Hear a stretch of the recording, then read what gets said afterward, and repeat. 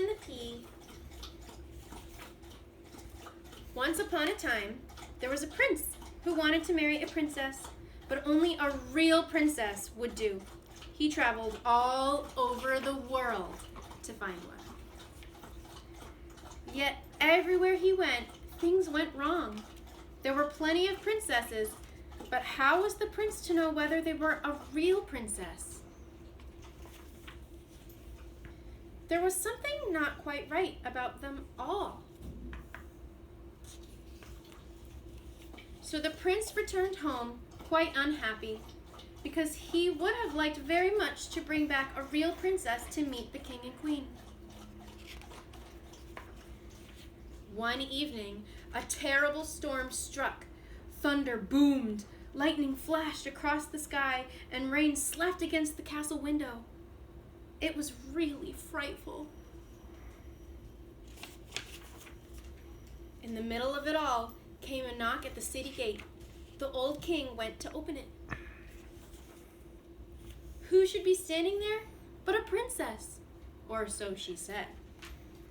Good gracious! What a sight she was in all that rain and wind. Water ran down her hair and clothes, into her shoes, and out the heels. Yet she claimed to be a real princess. We'll soon find out about that, the old queen thought. Without another word, the queen went straight into the royal guest room, took all the bedding off the bed, and carefully placed one pea on the mattress. Then she took 20 more mattresses and piled them all on top of the pea. Look at that big pile. And then she put 20 feather beds upon the mattresses. Way up on top of these, the princess was to spend the night. Wow. The next morning, the queen asked her, "Did you sleep well, my dear?" "Oh," explained the princess, "no. I hardly closed my eyes at all.